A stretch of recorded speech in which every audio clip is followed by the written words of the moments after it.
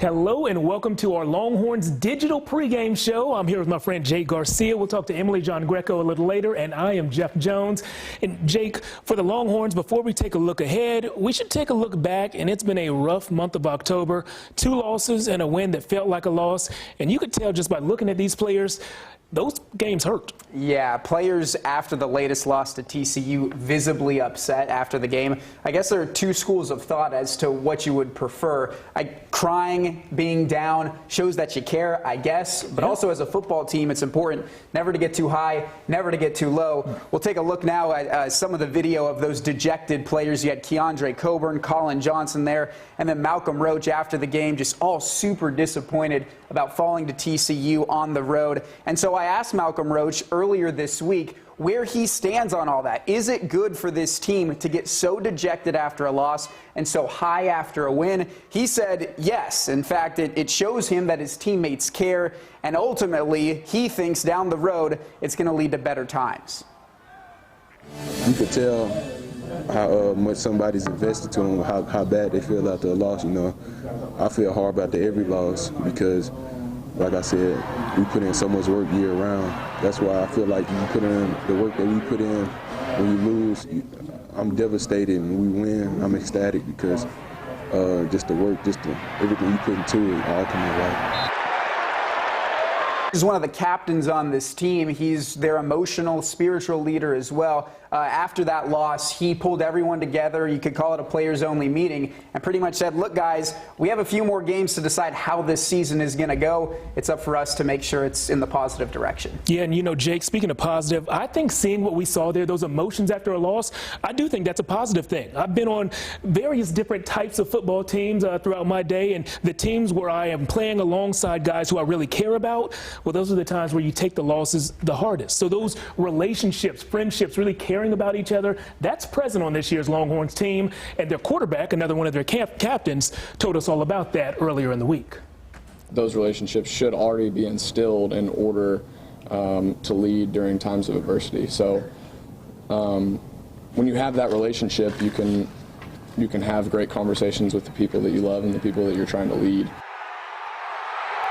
Conversations sometimes lead to what we just saw there, great plays. We're hoping that we see a ton of great plays coming up this weekend against Kansas State, a little later today actually. And though fans may feel a little uneasy about the direction of the team, Coach Herman said he and the coaching staff and the players don't feel that at all.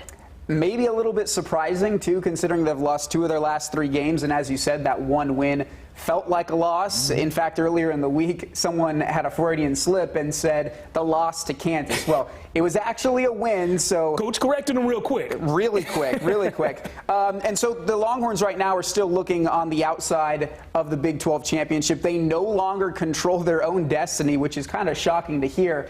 All they need, though, is to run the table and then Oklahoma to beat Baylor, and they're into that Big 12 championship game. Can they still get there? Well, coaches and players sure seem to think so. No, there is no confidence shaken whatsoever. These guys all realize what they can be. For an open date, practice Tuesday, Wednesday, Thursday, awesome. The rest over the bye week was incredible.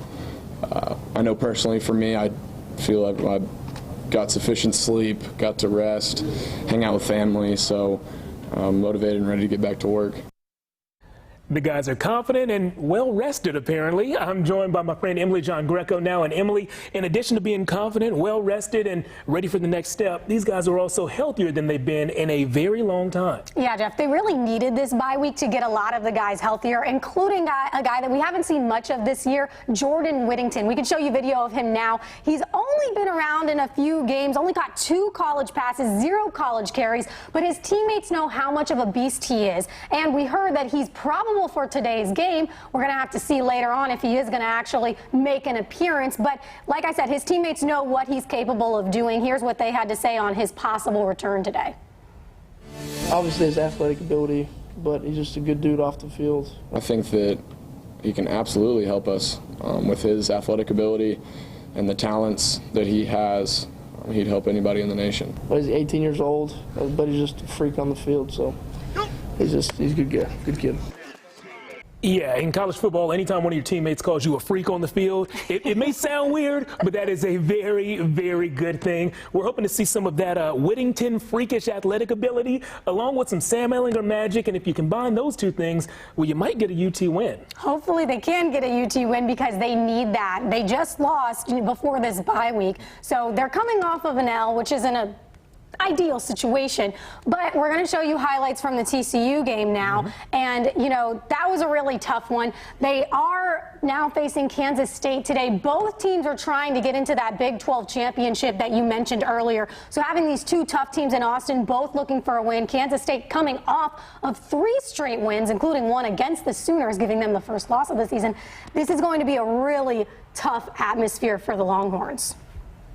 We have 2 teams here in Austin with a lot to play for, and I know our guys are extremely excited to be back home and extremely excited to you know, fix some of the things that ailed us in previous weeks, and you know, show each other that you know, we're capable of going out and putting together a good, impressive victory.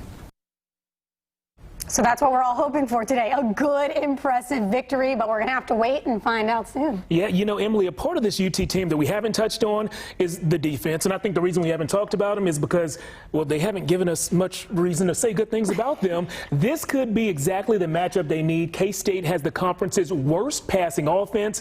Maybe that's just a recipe for success and will help the Longhorns take down the number 16 team in the country. For Emily John Greco and Jay Garcia, I'm Jeff Jones. We'll see you tonight on KVUE after the game.